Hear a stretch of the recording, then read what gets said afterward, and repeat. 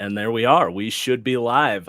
Before I just jump into the intro here, this is our first run here, so I just want to make sure we're off the ground running here. But welcome in everybody to some really exciting kind of news and a new show here on the channel. We're here with the wonderful Matthew Coller, who is a man of many talents. He's a writer, just put out a book about Pro Football Focus.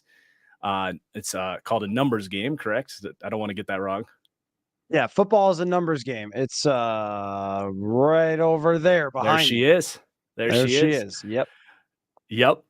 So definitely check out the book when it releases. But Matthew also is here kind of joining us / me joining him for the Hot Routes podcast. You've got 4 shows a week. And everybody, if you enjoy this show, if you enjoy Matthew, definitely check out the Hot Routes as well as the Vikings Purple Insider on Substack. So we've got a great show here today. We're going to be doing this every Tuesday, by the way, at 5 p.m. Central. But kind of the main idea for the show is to do like 5 heavy-hitting NFL topics, whether it's relevant for that week's NFL news and subjects, but also, looking back on some of our favorite NFL moments as well. So just kind of mixing and matching some great NFL talk. And welcome in, everybody. It's going to be a fun one. The first topic we have today is something you brought up. You saw Charles McDonald of Yahoo Sports was asking for everybody's kind of like genuinely shocking and off-putting hot takes, like the stuff that just makes people's blood boil. And since you brought this topic up, I wanted to give you the first go at your big takes. Yeah, and if you can find the thread on Twitter, it is disturbing, some of the people's takes. He asked for genuinely off-putting takes, was the way he put it, and they really went to town. So if you can find that thread, go find it. But I thought, actually, this is perfect for us. This is a great way to start off our first Hot Routes show together, Marcus, is by talking about the things that will make us totally dislike each other because they are our football opinions that no one is going to appreciate. And I would like to begin with the newly owned Washington Commanders, who should be the Washington football team still. That's not the off-putting take. That one's obvious. The Commanders is not a very good name. But I'm with you on that here's one. my take. I am buying Sam Howell, Samuel Howell, whatever it is. He is my guy for this year to surprise, to be the quarterback that everyone went, wait, Sam Howell threw 30 touchdowns, 10 picks, and led Washington to a pretty darn good season. And here is why. Because going into his final year at North Carolina, he was considered to be a potential top draft pick. And North Carolina had a horrible team that year. He had to do everything himself. He had to run all over the place. And I feel like the NFL just sort of said, you know what? I don't know. We're just kind of out. He's not that tall. Maybe he doesn't have the best physical attributes or whatever. But I like the guy's toughness. And I think that when a team sees a guy behind the scenes for an entire year and says, we're not even going to try to go after anyone else, we want to give this guy an opportunity, I tend to kind of believe them. Now, are they the most competent? Of course not. Is Ron Rivera the best coach in the league? No. But he has had some good quarterbacks along the way. So I'm not declaring that Sam Howell will be the next Tom Brady of a late round draft pick. But what if he does turn into a Dak Prescott, who is a 4th round pick? It is not impossible that someone who could be drafted later on becomes something. I think he's got a good arm. He's got enough mobility to make some plays.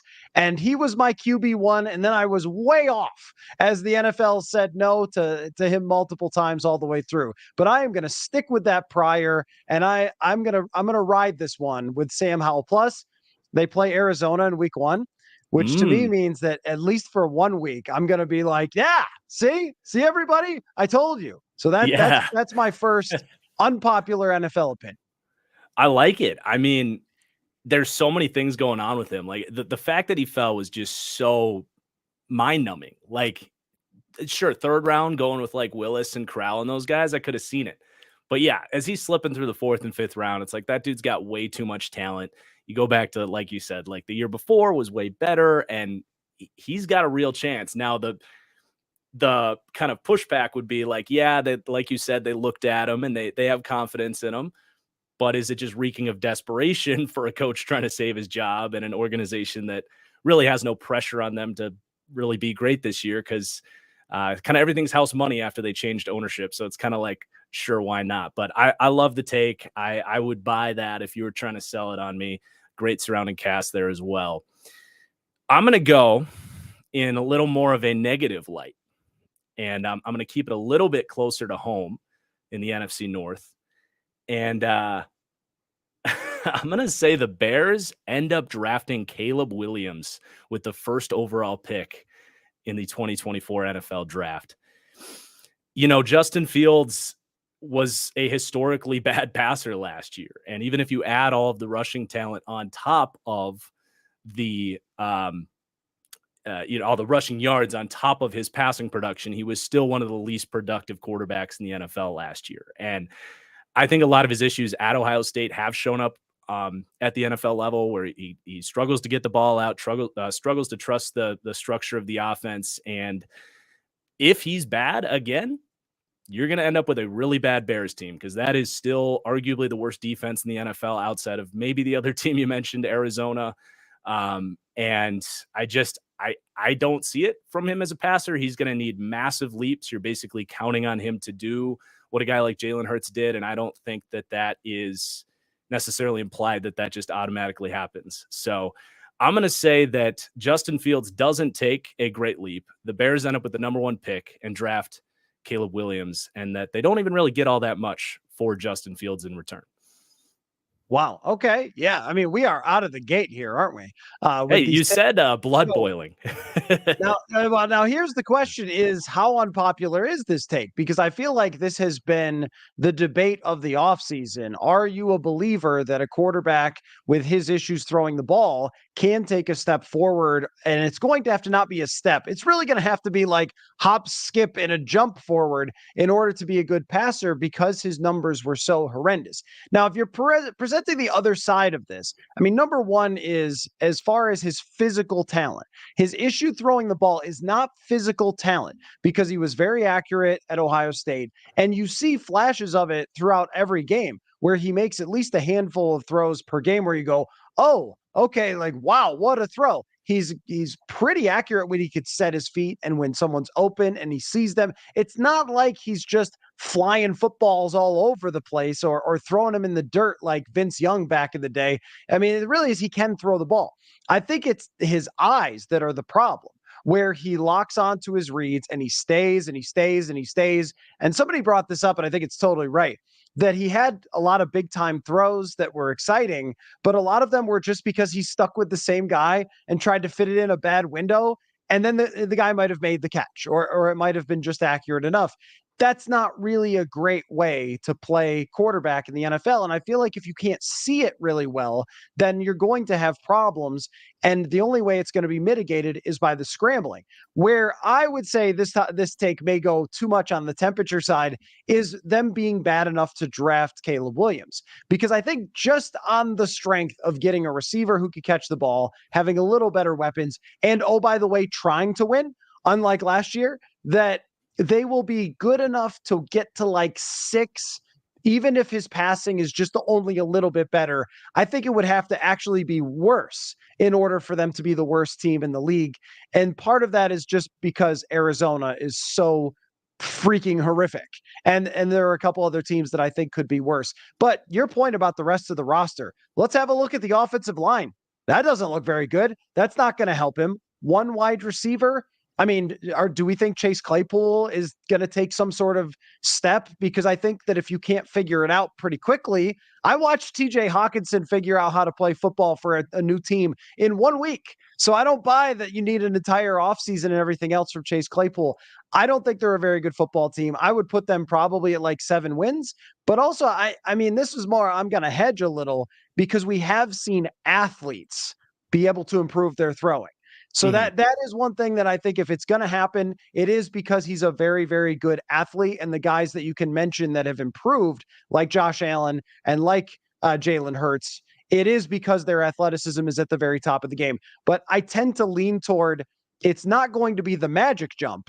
it's going to be this mediocre jump where everyone gets to the end and goes, wait, did you guys think it was good? Did I think it was good? I don't like, we won 7. Is that okay? What do And we that's do here? almost, I think they're going to get stuck. and that's like worst case scenario too, is that they don't know. Like if he's just, if he makes marginal improvements and he's like the 18th best quarterback and you're still kind of 1 foot in, 1 foot out, and you have maybe a couple high picks with a potential to maybe go get a quarterback, that's like worst case scenario too. Like you'd rather he hits, which again, I'm not saying is impossible. This is a hot take segment, but you'd rather he either hits and you're balling out, competing for the division, or he sucks and you're in a peak position in what looks like a great quarterback class, potentially coming up to draft one. Matthew, we were joking before we went live here that you kind of first got into football in 1994, the year I was born. Not to make you sound super old or anything, but I was curious if you have seen a hype train as big on a quarterback as there has been on Justin Fields, who was genuinely not good last year. That is a really good question. Well, I feel like just throughout the history of the game, there is always this, but what if he just does this? I mean, you don't even have to go back to 1994. Although back then it was different because a lot of quarterbacks actually developed and then got their jobs. So you knew they could kind of play like a Mark Brunell or something who was a backup for the Packers. Or Steve Young was an interesting example, actually, because he was the highest paid player ever in pro football history or something with his initial contract with the USFL, which wasn't actually what he made, and the USFL fell apart. But it was like some huge groundbreaking contract. Then he comes to the NFL, and the expectations were so high when he went to the Tampa Bay Bucks. He was supposed to turn that franchise around, be a superstar, and then it was a disaster there. And eventually, of course, he gets to San Francisco. He develops for a few years. He becomes an all-time great. And I think that in order to find these examples of guys who were legitimately bad early and then became really good, you have to go back a ways. This is sort of my anti-Trey Lance thing. Like if a team bails this early, or if it looks this bad this early, it usually does not turn around. I mean, what, Geno Smith many years later, we can only find a handful of these examples ever. And I think that comes along though with probably just one rationalization from fans. If it looks bad, but there's some hope. And I was in Buffalo with JP Lossman. JP Lossman had this like mediocre year, but had a couple of great throws down the field. And people are like, I don't know, maybe he could, maybe he'll turn. And usually it doesn't. And that's why with this Fields thing, the odds I think are very much not in his favor after those first couple of seasons. I wouldn't completely count it out because I was there and I saw him run for a 60-yard touchdown against the Vikings that got called back by an Amir Smith-Marset hold. But when you see that type of speed, that type of athleticism, the arm strength, you do talk yourself into it. But even Sam Darnold, where the Jets fans were like, I think last year he showed some flashes. Didn't they win like 6 or 7 games? Everyone was like, you just got to take that one more step. I mean, this has been done hundreds of times with every draft pick. So it's not unusual. And there are very few examples of a guy turning it around after a bad start, but not impossible. Absolutely. So speaking of unproven quarterbacks, that is our next topic here on the show. And unless you had another hot take that you were just like totally had to get out there. There are just to throw in a quick one or two that I wrote down. Number one is that New England will not finish last in the division, that they will be at least better than someone and maybe even in second place, because I think Mac Jones with a real offensive coordinator and not Matt Patricia is going to be much better. And I still trust Belichick on defense. I don't know how unpopular that is, but it seems like everyone thinks the Patriots are going to be awful. And that the Seattle Seahawks are going to win the NFC. That's my other one. Wow. That one, I don't think that's popular, but I think that Dallas will find a way to do something hilarious in the playoffs. It's very hard to repeat going to the Super Bowl for the Eagles. And I don't trust Brock Purdy to stay healthy all year and actually be as good as he looked last year. And then I think the Seahawks are kind of right there as the team to take the step as they've been drafting well. And, I'm buying a little bit of Geno with his weapons. All right. Cool. It's funny. Like this is our first show and we already have like a natural chemistry because you went all positive and I kind of went negative. The other one I had written down was, again, I'm going hot. I had the Bills miss the playoffs this year.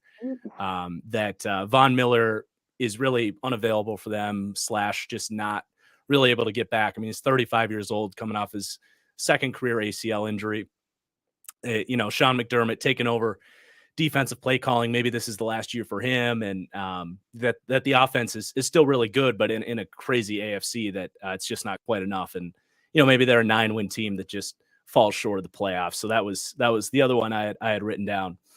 Yeah, one of your commenters asks about why not buying Brock Purdy, but buying Geno Smith, because it's an unpopular opinion. That's why. Well, I honestly think that Purdy's sample size was so small that there have been many quarterbacks who had like a short run, but Geno Smith has been around longer. And I know that his step forward was for a full season, not just a couple games. Can I give you one negative one, since I was all on this guy will be better than you think train? And I actually don't disagree with your Buffalo take. I feel like that is very possible that they start to slip back this year.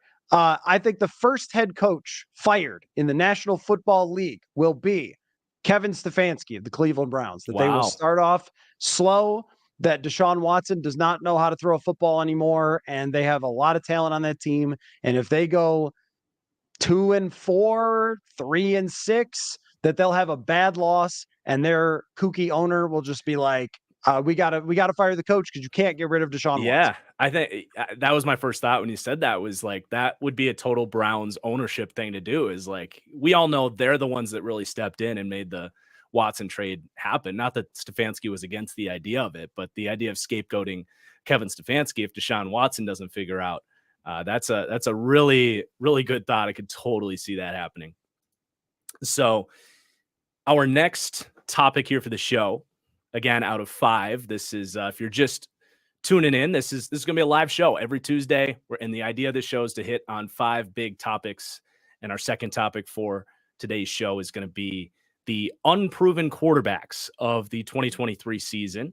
There's a lot of them this year, whether it's unproven journeymen, rookies. So we're going to talk about who of those unproven quarterbacks has the best week 1 performance. And do you mind if I start on this one?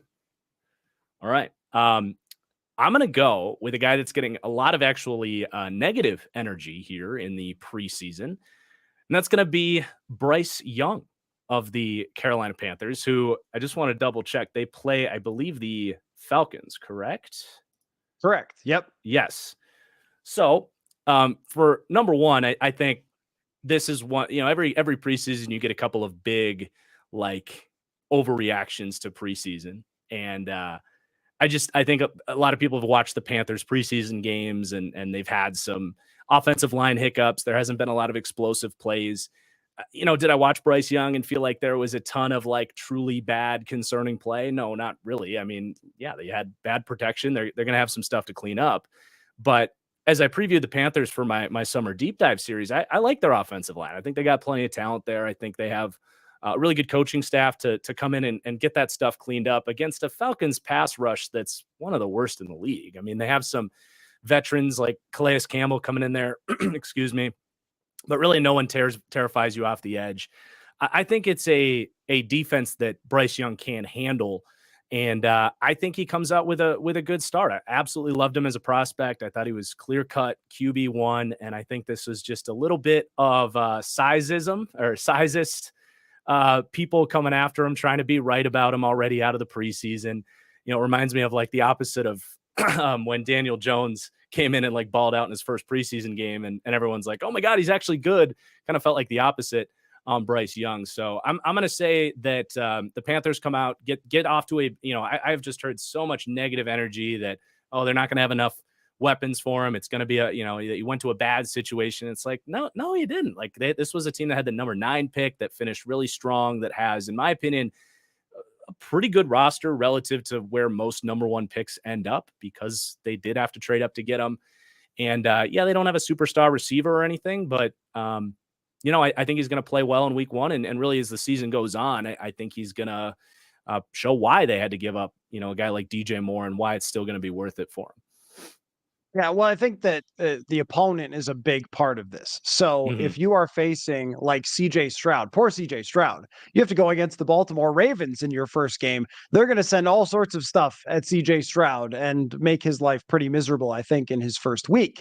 But the Atlanta Falcons defense, someone has to point to me where it got a lot better than last year. It might be improved a little bit because they were absolutely miserable last season. But I think if you were picking out of 31 other defenses to face in week one, you would have them in your top 5 draft picks to take. I Mhm. also think that we just in general, still as a society, see a thing in preseason and go, that's a real thing. But it's not a real thing. Remember when Jamar Chase could not catch a football in preseason That because he was was fun. like, I don't want to ever get hit. And well, is Jamar Chase going to be a bust because he dropped 3 passes in a preseason game? No, he's not. And, they're not game planning in those games. They're not playing against defenses who are game planning. A lot of times they're putting guys out there around the quarterback, even who they want to see if they can play or see if they can make the roster. So I don't tend to watch and judge unless it confirms what I previously thought. No, I'm just kidding. But that seems to be the way that we do it, right? Like the people on Twitter screen grab some guy making a throw and go, I knew that this 5th round quarterback, I knew Aiden O'Connell was going to be good. CCC. So that's what we like to do. I think when Bryce Young has a chance to game plan, this is where his strength really comes out. I think his strength is in his mind as much as it is his athleticism. And I think he's a very accurate passer. But if you're asking which guy could capture a game plan in week one and go out and play, I think it's him. I am most intrigued, of course, to see Anthony Richardson. And I think he's facing a little bit of an improved Jaguars defense, but not great. And Mhm. I think that we could be looking at 118 yards passing and 128 yards rushing for him, especially without Jonathan Taylor there and their rushing situation. I'm very interested, but I'll say that I think on the road at Soldier Field before the Soldier Field slop happens in the fall and the winter, Jordan Love is going to have a pretty good first start. That's my guess. Is that I know this one will make you happy, but it's really because as much as I cover the NFC North, and when I pulled up the roster for the Chicago Bears defense, I went, who are these? Where did these guys come from? I mean, there's just not a lot of recognizable names there. I think Watson will continue to get better. And I also think that Jordan Love, the best thing he's going to do is whatever Matt LaFleur tells him to do. I think that Aaron Rodgers didn't like to do what Matt LaFleur told him to do. And we're going to see that offense thrive with play actions, short passes and stuff like that. And then he's just got to hit a couple of deep balls against a bad Chicago Bears team. Will he be good for the entire season? That I don't know. But for week one, I would put my money down on Jordan Love being the unproven quarterback who has the best week. Yeah, I love this one, Matthew. Like this, I don't remember. It's a different type of hype as a Packers fan because we've had all these expectations to go and win a Super Bowl, but this really is like the week one that I've been the most excited for, just because there's so many unknowns, and on the other side of the ball too. We already did the whole Fields conversation, but I don't know if you knew this. I was a huge Jordan Love guy coming out. I actually, regrettably so, had him above Justin Herbert in that draft class. And I had him above Tua as well. And it's like, okay, I finally get to find out, like, if the player I saw at Utah State that I felt like had not just great physical tools, but a ton of instincts to make plays on the move and showed some of the, that it factor that we're all looking for, the Burrow, the Mahomes, the Allen that can do these incredible plays. He's got a lot of that in him. And I think the youth of the offense is going to be, it's just going to lead to a lot of inconsistencies. Like you're going to get some drops from guys like Watson and Dobbs. You're going to have times where you've got like Musgraves in the wrong place and, all that kind of like young learning curve stuff. But man, the youth and explosiveness too, like not just with Love, but the Packers haven't had this much just raw talent in the receiving room in a long time. So yeah, and you pointed out how bad that Bears defense is too. So it's gonna be a ton of fun. I got I tweeted the picture out of I just got an 85-inch TV shipped to the house. Costco memberships are a beautiful thing.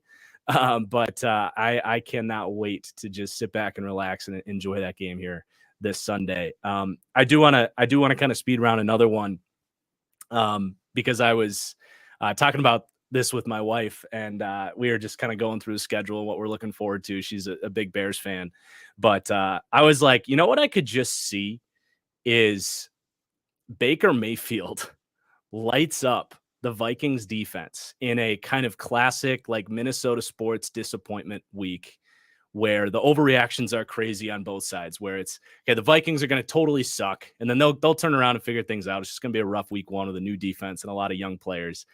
But on the other hand, it's going to be like Baker's back, man. Former number one pick. He's got these receivers. Mike Evans had 3 touchdowns, like all this crazy hype. And then, Baker's just going to fall off a cliff the rest of the year. I can just totally see that playing out. I mean, I could too, because the Vikings are running out 2 very inexperienced corners to start. The only thing that I think will even it out a little bit is the fact that Brian Flores is going to blitz a ton. And I don't know if that's really Baker Mayfield's strength. Like, I think that he's kind of a like poor man's Kirk or Jared Goff, where he needs to be set in the pocket. He needs to be running bootlegs. I'm not sure that I trust him to be at the line of scrimmage, just like directing traffic and everything else, US Bank Stadium crowd and so forth. But they could also get very much smoked by those wide receivers, especially if Mike Evans gets a new contract. Then he's going to be really excited. I mean, you're talking about Mekhi Blackmon as a 3rd-round draft pick who is undersized, who is the worst possible matchup in the entire universe for him. Since Calvin Johnson is retired, it's Mike Evans for somebody who could just go jump over his body and make catches. I do. And I think also week 1, out of all the weeks in the league, outside of the last week of the season when no one's playing starters, is the most random. That week 1, where it's like, every year, wasn't it one year, Carolina with Chris Winkie beat the Vikings, and it was Chris Winkie's only win the entire season. And that was week 1. We saw this, wasn't it Jacksonville? Didn't Jacksonville beat somebody, maybe the Colts or something early in the season, and then Jacksonville ends up losing every game and drafting Trevor Lawrence. So yeah, the Bears last year beat the Niners in week 1. Yes. And you had that's exactly what I mean. That one Bears guy was like, calling everybody wrong. He's like, you really think we're going to finish 1-14? And then they actually did. They did. I should give credit, though, by the way. We've been making fun of Chicago's defense. They do have a halfway decent secondary. That's true. I just think with someone like Jordan Love, what's going to cause an inexperienced quarterback the most problems is pressure. And they probably can't get it at any. But, they do have some good players in the secondary. So your comment section is correct on that. Yeah. Absolutely. We try to educate the people here on this channel. So good work, comment section. Cool. Do you want to move on to our 3rd segment here?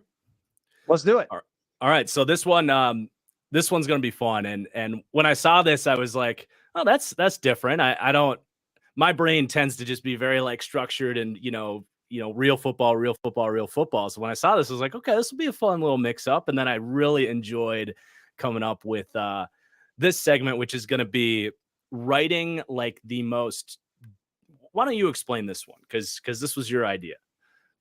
Well, first of all, Arian Foster was on a podcast, and I couldn't tell if he was joking or not toward the end of the season. And he said that the NFL is scripted and that every player gets their little NFL script. So Washington and their social media recently made fun of this, and it's truly hilarious. One of their players went to his teammates and asked them what the script says. And so they were like, oh, look, I'm tearing my ACL in week 5. And another guy is like, oh, I pick up a fumble on the opening kickoff and run it for a touchdown. It was really, really funny. So I guess I was thinking between the NFL script that we think actually might happen, but also absurd things if you could write it.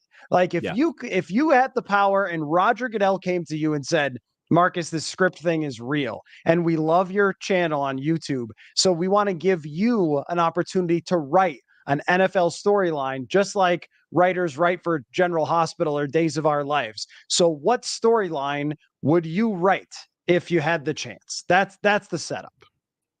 All right. You want me to start or you want to go first? Go ahead. Yeah. What's your script? So I went through the lens of like, so the AFC this year is, best conference of all time ever, right? You got like, I think I have 7 out of my top 10 teams were AFC teams, like 9 out of top 12. Like it's crazy how many good quarterbacks and great teams have been built for this race. So I was trying to think of like, okay, we get to week 1 of the AFC playoffs. What is the most like crazy outcome we could see in that first weekend, wild card weekend?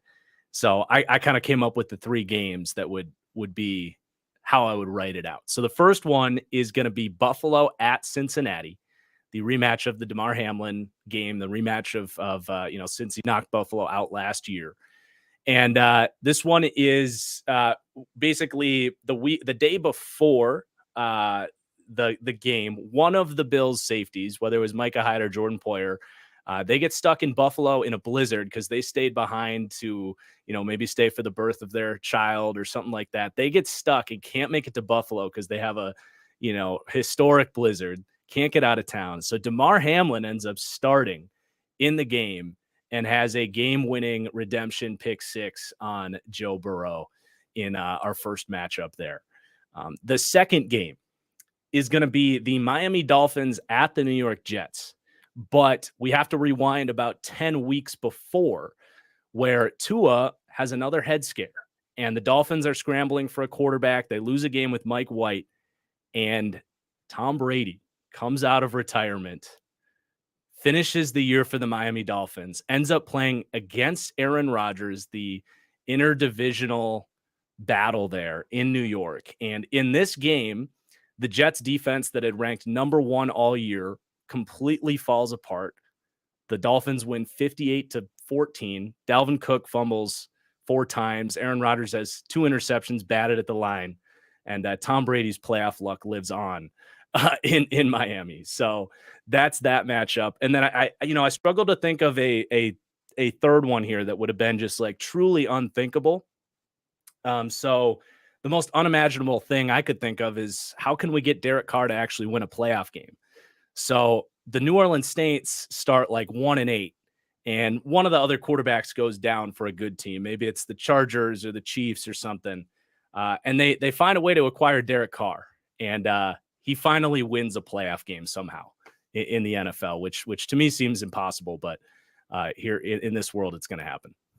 That third one is the least plausible of all of those things. No, I have to tell you, on my NFL script, I had Brady coming back as a 49er. I had the same exact thing, except for as a 49er. So I'll throw that one out, and Brady could come back and play for the Dolphins. Although I think he is isn't he like a part owner of the Raiders now? So maybe it has to be the Raiders as part of the NFL script. So I don't know if it may have fallen through. I don't know. I don't know if that was official or not. Did he actually not do that? I know he's a part of the Las Vegas Aces, the WNBA team is there. So he's already working with their owner who owns the Raiders as well. But I don't know. I didn't keep tabs on that. Yeah, I think it's going to happen eventually. But that's, even Brady's joking about it. Like, it's going to happen that Brady comes out of retirement to play just one playoff game. So here's what I've got. The Dallas Cowboys are famous for their meltdowns in the playoffs. Dak keeps getting to the postseason, keeps not winning. So this time they are at the NFC Championship game. They have the best roster in football, and they get down 14 points. Dak hits his hand on a helmet throwing the ball, and Trey Lance comes off the bench against the San Francisco 49ers and does not complete any passes, but runs for 200 yards on the ground and beats the 49ers. Exactly. Beats the 49ers to go to the Super Bowl. And Trey Lance will be your Super Bowl starting quarterback after winning the NFC Championship. Here's my other one. Bills-Lions Super Bowl. That's it. The 2 most cursed, long struggling teams, they just end up in the Super Bowl. And it's a beautiful script. And the Bills win it with a 47-yard field goal that goes through the goalpost as opposed to wide right, which happened in 1991. I mean, at some point, these cursed franchises, the Vikings, the Chargers, the Bills, the Lions, they can only be good for so long before they have this happen. And eventually, I think it's going to come to fruition. So if I was writing the script, I would give the Super Bowl matchup to 2 teams that have been long, horrendously tortured with the worst possible things happening to their franchise forever. I love it. Especially the Trey Lance one. That would be, can you imagine the discourse over the offseason, especially if it was like a 5 quarters like you described, where it was like, yeah, it looked really cool, but it's not enough to like for sure move on from Dak. The offseason discourse would be just unbelievable between that. Once upon a time, there was a discussion on television of should the Patriots move on from Tom Brady because Matt Castle just had a very good season and Matt Castle is cheaper. So that Yeah. really happened. There would absolutely be people who said time to move on from Dak if Trey Lance had to come off the bench and win a single playoff game. That would definitely happen. Yeah. And reminiscent of when Dak overtook Romo too. Okay, so let's get to segment number 4 here. And this is going to be we're going to snake draft the first week of NFL games, and we each get 3 picks. And this is just kind of here to highlight some of the most anticipated matchups for the weekend, some of the things we're looking for here. I will give you the choice if you'd rather go first or if you want the back-to-back. I'll go first. I'm good at that. All right.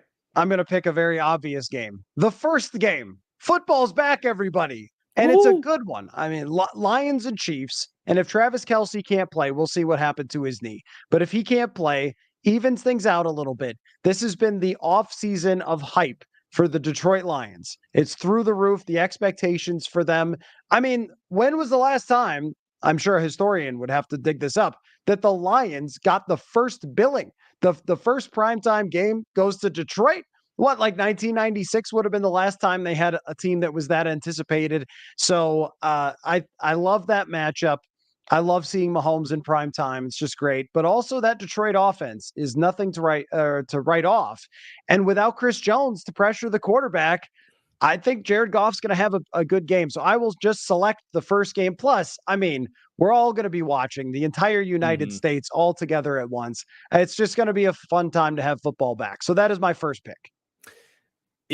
The Lions hype too is like you've seen it kind of come full circle a little bit too. Like I feel like early off seasons like Lions, but now as we've gotten closer, it seems to be chilling out a little bit. People are like, hold on, the Vikes are pretty good. Packers got a good roster. Who knows what Justin Fields is going to do? And to me, I mean, you look at like Jameson Williams not going to be available for the first 6 weeks, and he doesn't sound like he's really come along all that well. They've put so much on him to be their entire vertical passing game, really. Amon-Ra St. Brown's great, but you know, how much does he expand the offense and make this dynamic, sustainable group like that? And they're another defense that I look at them, you know, how they performed last year, what they are on paper, and it's so unproven. So that's really, I think, you know, that matchup right there, Mahomes against the Lions defense, even if Kelce can't go, can they hold up against really the best offense in the NFL? So they're getting tested right away. It's going to be a ton of fun. For my first pick, I gotta take the Packers Bears. I just gotta. I mean, I don't think that's a biased pick or anything. I mean, the I guess I don't want to overuse the word hype, but like really the stakes of this game for what it could mean for the future of the NFC North are amazing. And it's, you know, you have Jordan Love has been with the Packers for 4 years now. He doesn't have a ton of excuses. Like he's still young in terms of playing time, but like you would expect he's going to look pretty good. And if he, you know, it doesn't, you know, you might feel like he's maybe not it for the Packers. And then Fields, like he has absolutely no excuses, has the playing time. They've put everything around him. And then you have the dynamic of like the Packers defense as well. There's been talk about them making some schematic changes. They really did the whole, you know, you covering the Vikings, you saw firsthand with Ed Donatell's defense, the kind of, you know, squishy, allow free releases, bend don't break. The Packers did that last year, and it was tough to watch. Do they look themselves in the mirror and try to adjust course a little bit? Because the roster talent there is insane to really make Fields look bad in that game. And I would be really disappointed as a Packers fan if the defense doesn't have a great game against that offense. So there's so many things working. What is the Bears defense? What kind of steps do they take? They have a defensive head coach that you expect to see some strides from some of the young talent there. So I think that's got to be one of the best matchups of the entire weekend. And then I think for my next one, I'm going to go Dolphins Chargers. No. Forgot about Monday Night Football. Bills Jets. Got to be Bills Jets. Aaron Rodgers, going to the Jets. That's been well documented over the summer. I got the jersey here. I'm a big Rodgers guy. I'm definitely pulling for them to be one of those elite teams in the NFL. And I've throughout the show, I've kind of talked about some of my hesitations with the Bills this year too. So, I've got questions about what their pass rush can look like without Von Miller.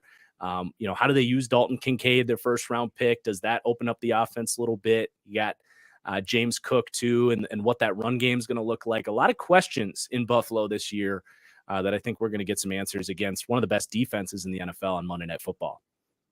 Yeah, I mean, I'm really interested, like everybody else is, to see the Jets. One thing I try to do, and we have used the word hype a lot because it's right before week 1. So yeah, it's hype. Everybody's had like 8 months to hype, but when you go and get Aaron Rodgers, it's just a different level that it gets turned up to. And so what I've tried to do is like block out any of the Jets discourse outside of following a couple of their beat reporters to get the day-to-day stuff, so I don't get angry at it. Like, stop talking about the Jets. Like, I've had enough, right? So I'm trying to avoid that and let my intrigue still live for them. I think Robert Saleh is a very, very good defensive head coach.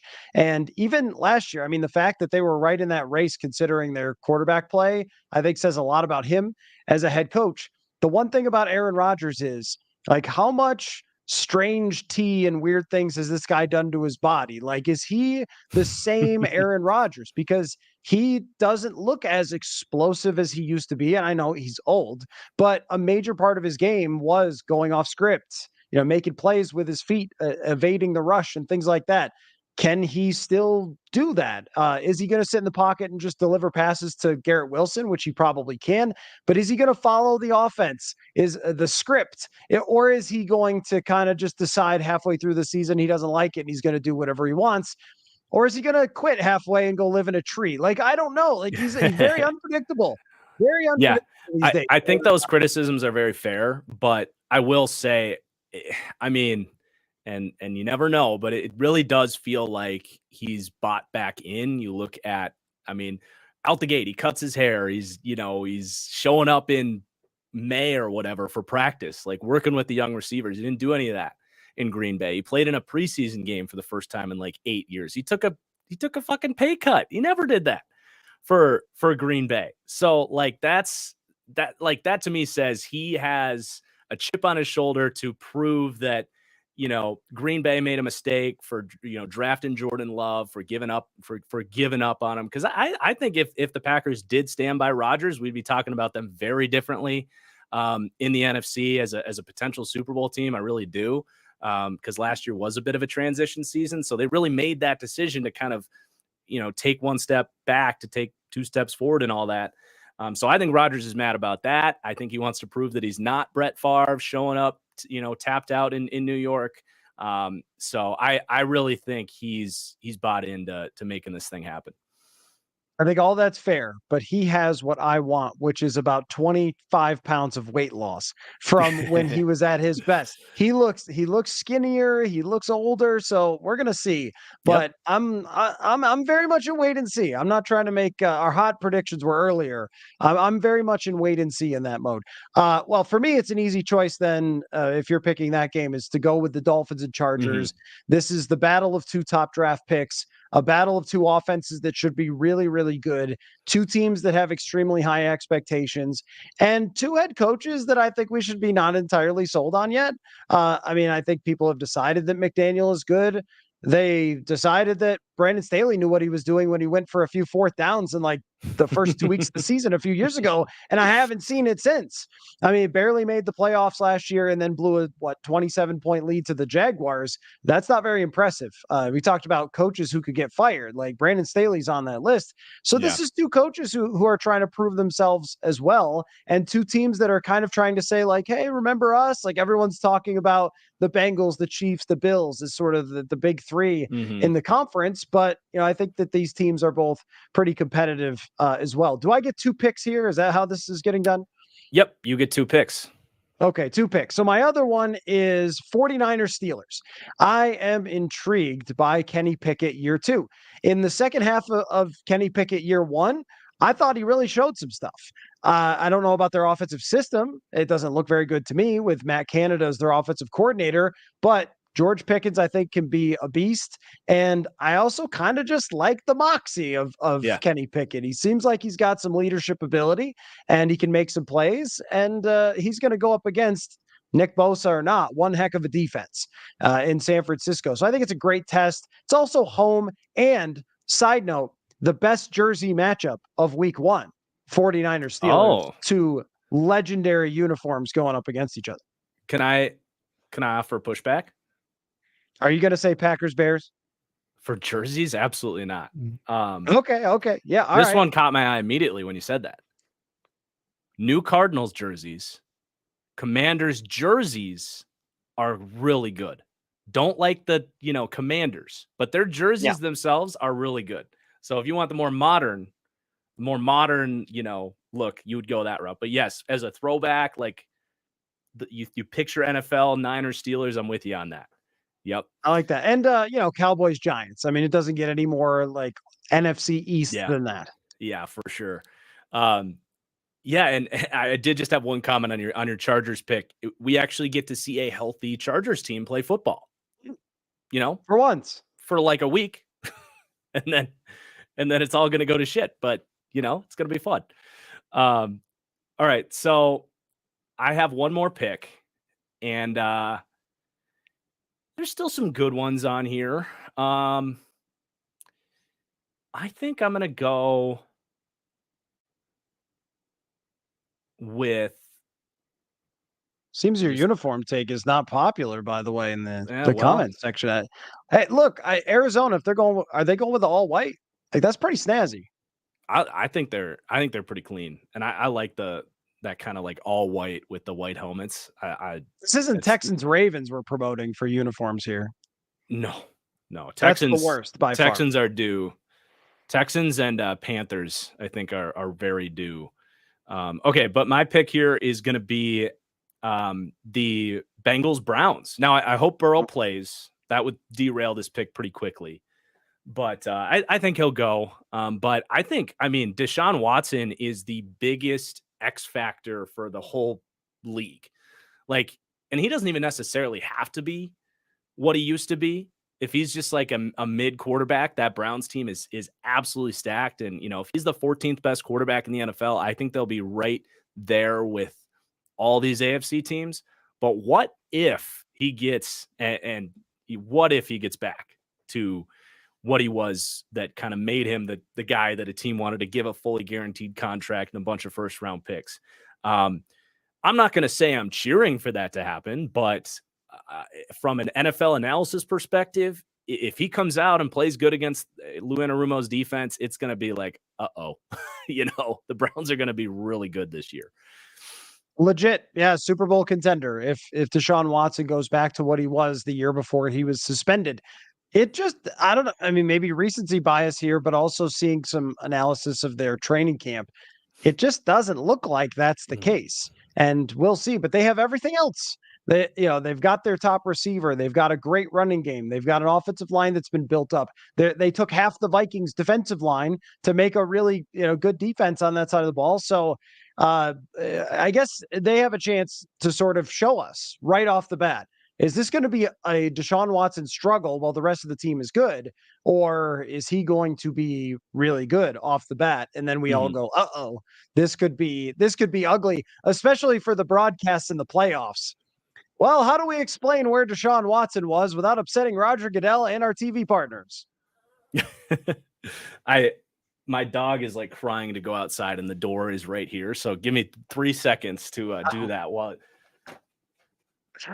if it wouldn't be a live show if a dog was not, interrupting. Let me look and see if there was any that we missed for good matchups. Jaguars Colts, I'm kind of intrigued by just because of Anthony Richardson versus the Jaguars with expectations. So if I were drafting one more, that would have been my pick. Although, Eagles Patriots could be kind of interesting. Or I do want to see what Russell Wilson looks like with Sean Payton. even just to start the season. It's a good slate. I think we did well for week 1. Al Michaels can't complain. Yep. And they threw some of the lesser interesting teams together. So you can just kind of like put like Titans, Saints, like, all right, whatever. Raiders, Broncos, I guess has some interest, but for the most part, it's probably, pushed down a little bit. They did a good job putting these together. But we've got one more topic here. And this was kind of your concept. I'll let you explain this segment. Well, Immaculate Grid is great, and it's one of my favorite things to do. Mm-hmm. If I'm bored, I just pull it up. If you haven't gone to Pro Football Reference, and the way that it works is that you have these crossover players that played for many different teams, and so you've got like the Bills and the Vikings, and you can fill in a player that played for both of those teams. So you would put like Gabe Northern, if you're me, and try to be as rare as you possibly could. And then you get, whatever. It tells you your percentage of rarity. Everybody knows how this works at this point. So what I was interested in is quarterbacks who have played for both the teams that are matching up in week 1, or as your banner says, Matt cupping.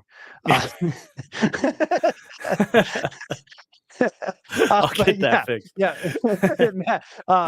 But like, these teams have great quarterback histories. I love journeyman quarterbacks. I think everybody does. Immaculate spelling is exactly right. So I went on the hunt, racking my brain for what quarterbacks cross over with both the teams that are playing for these week 1 matchups. So who did you come up with? So I had the first one that really popped out to me, just in terms of like a fascinating like story to recap, was Tyrod Taylor, who played for both the Texans and the Ravens. He actually was initially drafted by the Ravens, 6th round.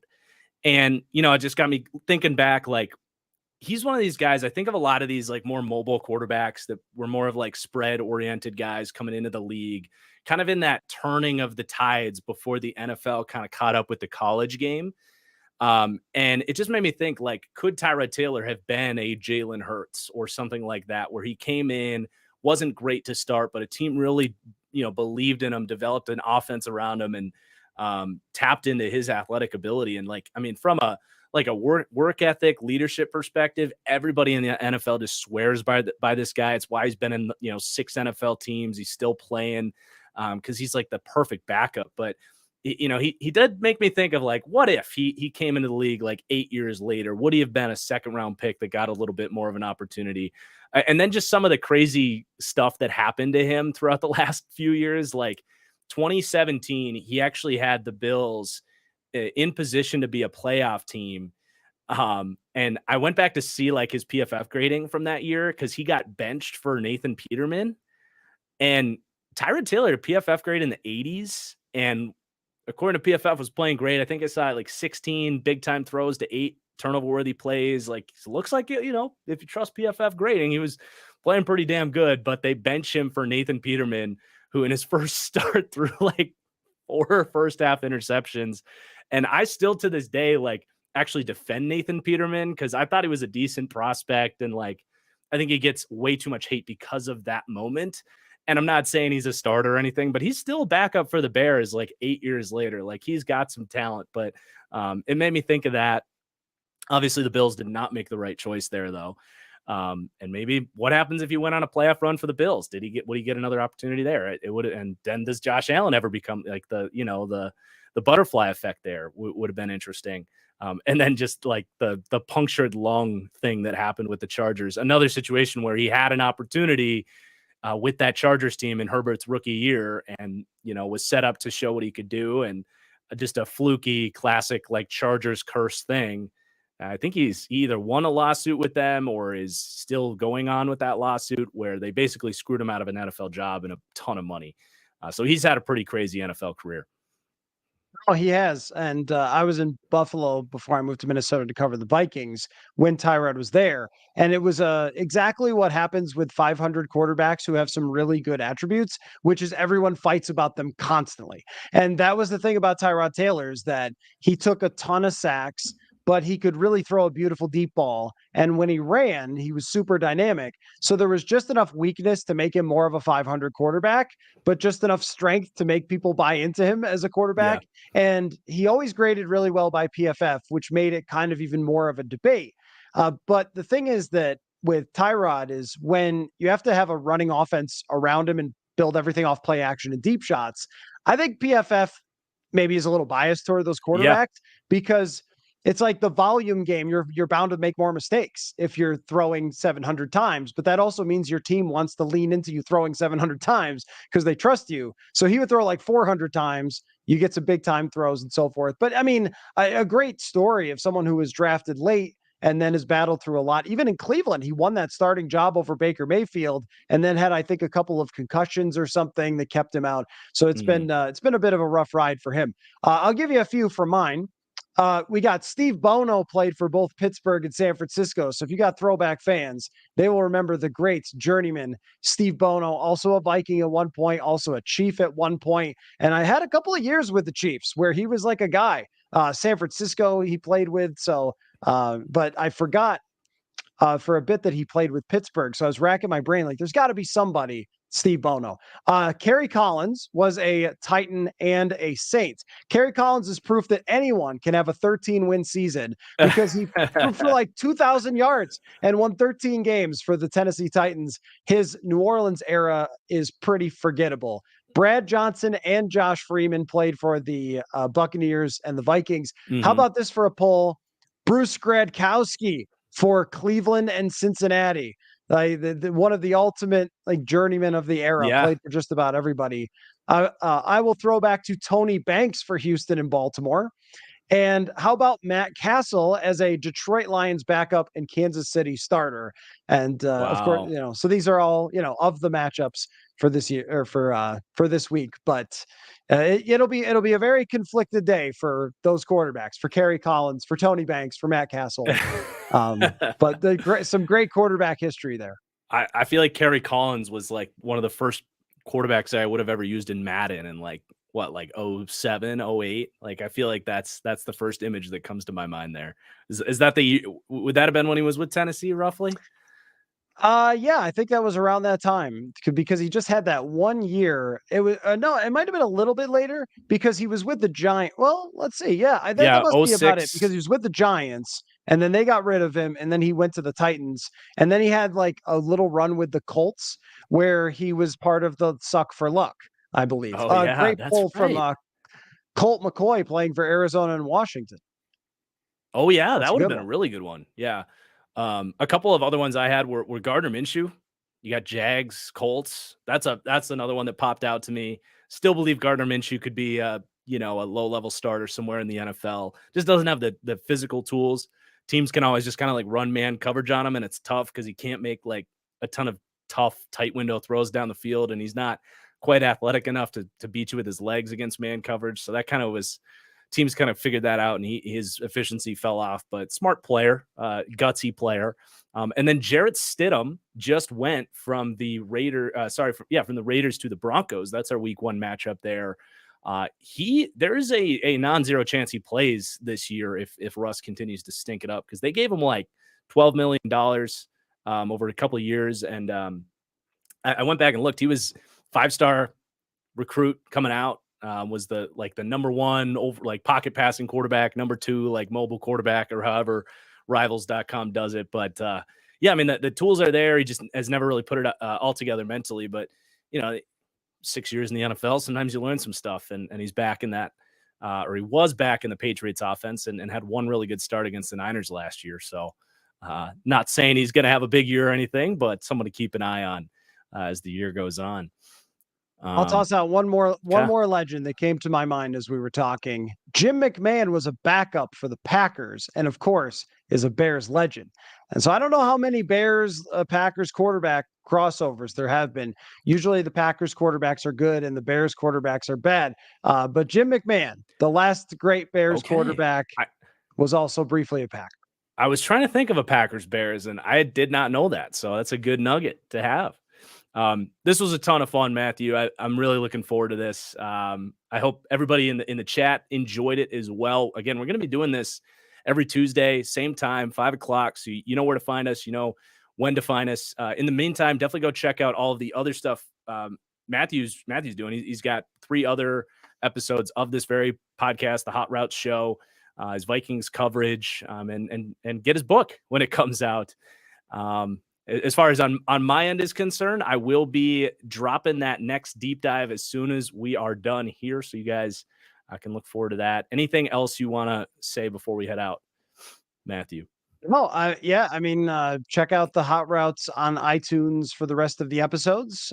Do that. And if you're a Vikings fan, or at least mildly interested, Purple Insider channel podcast. And we'll probably try to promote the book every time. You have a copy, by the way. So I want to see it show up behind you there at some point. I will, absolutely. Yeah, football is a numbers game. Pre-sales going on now. It's a deep dive into the analytics revolution in football. So very cool. This is great, man. I'm looking forward to all season, breaking things down in a kind of interesting and fun and weird way with you. Yeah, that was a blast. And for you guys too, like once this turns into a VOD, drop your comments on some subjects and topics and stuff so we can keep them in the rotation and think about it as we come up with our big 5 every week. So that's all we got. Thank you everybody for watching, and we'll see you next time. Peace.